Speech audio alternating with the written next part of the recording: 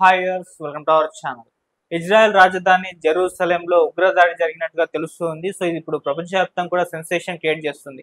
అంటే మొన్నటి వరకు కూడా మనకు తెలుసు ఇజ్రాయెల్‌కి, ఇరాన్‌కి మధ్య ఒక యుద్ధం వాతావరణాలు ఉండడం, యుద్ధాలు చేసుకోవడం అవన్నీ కూడా చూసాం. ఇప్పుడు ఈ ఉగ్రదాడి కలకలం సృష్టిస్తుంది. అసలు ఎవరు చేశారు? ఎందుకు చేశారు? మరి ఇప్పుడు పరిస్థితి అక్కడ ఏ విధంగా ఉంది? సో కొన్ని రోజుల నుంచి కూడా అంటే కొంతకాలం నుంచి కూడా ఇజ్రాయెల్‌లో, ఇరాన్‌లో పరిస్థితులైతే మనం బాలేకపోవడం చూస్తున్నాం. సో దీని గురించే డిస్కస్ చేయడానికి ప్రెజెంట్ మనతో పాటు అనలిస్ట్ మురళీ శర్మ గారు ఉన్నారు. వారిని అడిగి తెలుసుకునే ప్రయత్నం చేద్దాం. నమస్కారం సార్. నమస్కారం. సో ఇజ్రాయెల్‌లో ఉగ్రదాడి జరిగింది. చాలా మంది చనిపోయారు. చాలా మంది గాయాల పాలైనట్టుగా తెలుస్తుంది. అసలు ఎవరు చేశారు ఈ దాడి? ఎందుకు చేశారు? మరి ఇప్పటి వరకు వచ్చిన ఇన్ఫర్మేషన్ ప్రకారం ఏం జరిగింది సార్ అక్కడ? ఇది అత్యంత భయంకరమైనటువంటి చర్య అది. ఎందుకంటే జెరూసలంలో జరిగినటువంటి దాడి మామూలు దాడి కాదు. ఒక ప్రముఖ జంక్షన్లో ఒక బస్సు మీద కూడా దాడి జరిగింది. కొంతమంది పౌరులు చనిపోయారు. బస్సులో ప్రయాణించేటువంటి వాళ్ళకు కూడా చనిపోవడం జరిగింది. దీన్ని ఇజ్రాయెల్ అనేటువంటిది మటుకు మామూలుగా తీసుకోదు. తీవ్రమైనటువంటి రియాక్షన్ అనేటువంటిది ఇజ్రాయెల్ ఇచ్చి తీరుతుంది. ఎందుకంటే యుద్ధంలో కూడా ఒక నీతి ఉంది.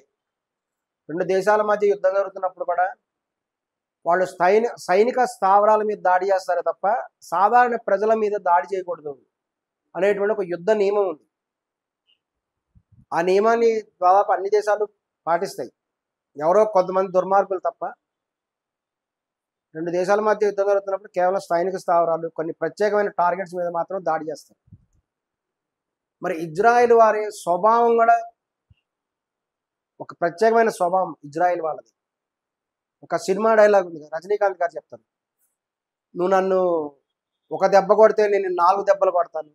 ఇట్లా కొన్ని డైలాగ్స్ ఉన్నాయి, సినిమా డైలాగ్స్. అదేవిధంగా ఇజ్రాయెల్ వాళ్ళు ఏంటంటే వాళ్ళ మీద ఒక దెబ్బ కనుక ఎవడేం కొట్టాడంటే వాడు 10 దెబ్బలు కొడతాడు అవతలండి. ఇంకా అవతలోడు లేవడానికి కూడా అవకాశం లేకుండా చేస్తాడు.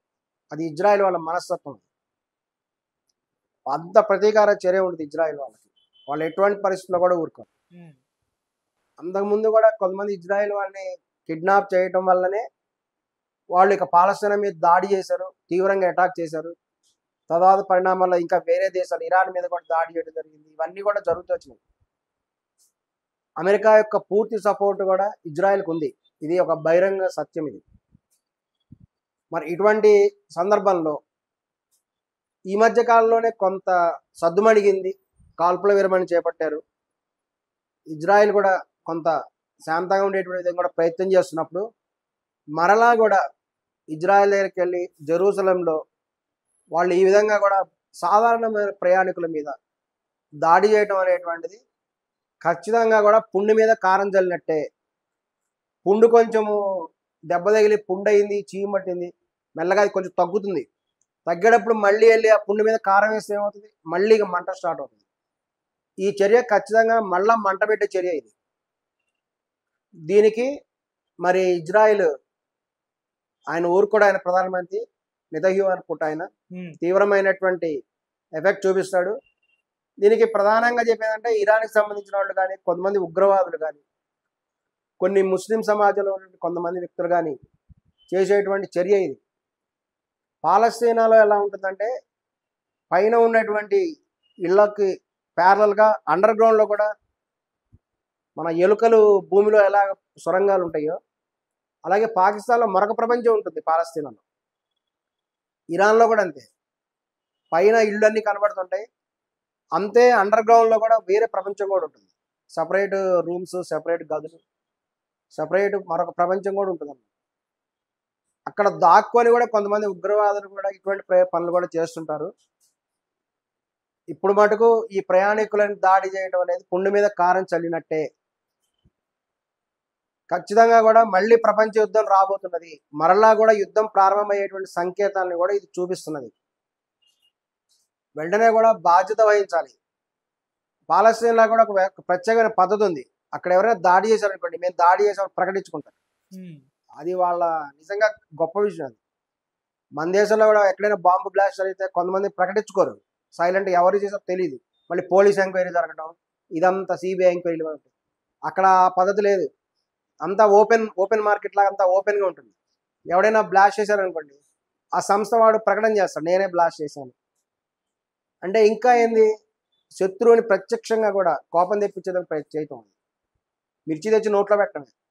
నేను నిన్ను తిట్టాను చూడు, నీ వాళ్ళని కొట్టాను చూడు, ఏం బిక్కుంటావురా అని ఒక రకంగా రెచ్చగొట్టడం. ఈ రెచ్చగొట్టే చర్య ఇది.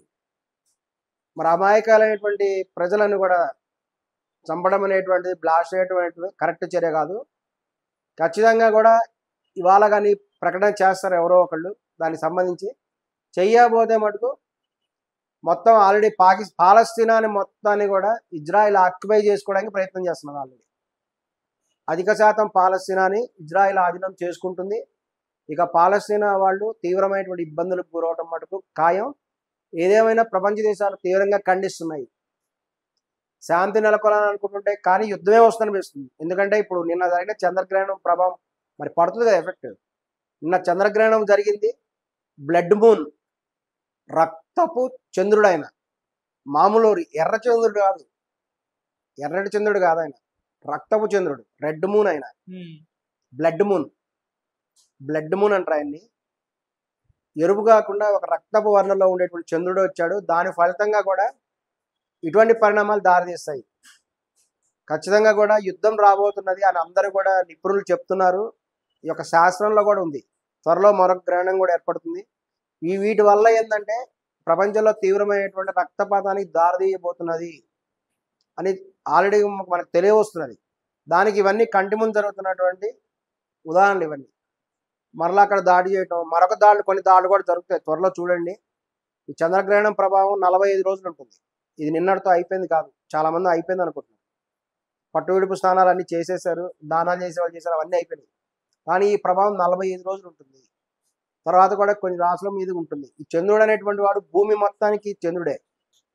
చంద్రగ్రహణం అంటే ఇండియా ఒక్కడికి కాదు, మొత్తం ప్రపంచం మొత్తం మీద దాని ప్రభావం ఉంటుంది. ఇందులో ఇజ్రాయెల్ లాంటి దేశాల మీద ఇంకా ఎక్కువ ఉంటుంది. సో తప్పనిసరిగా ప్రభావం పడుతుంది. అక్కడ యుద్ధానికి దారి తీసే అవకాశం కూడా ఉంది. త్వరలో కూడా మరికొన్ని యుద్ధాలు, ఇక రక్తపాతం కూడా చూడబోతున్నాం. రక్తపాతానికి మరి యొక్క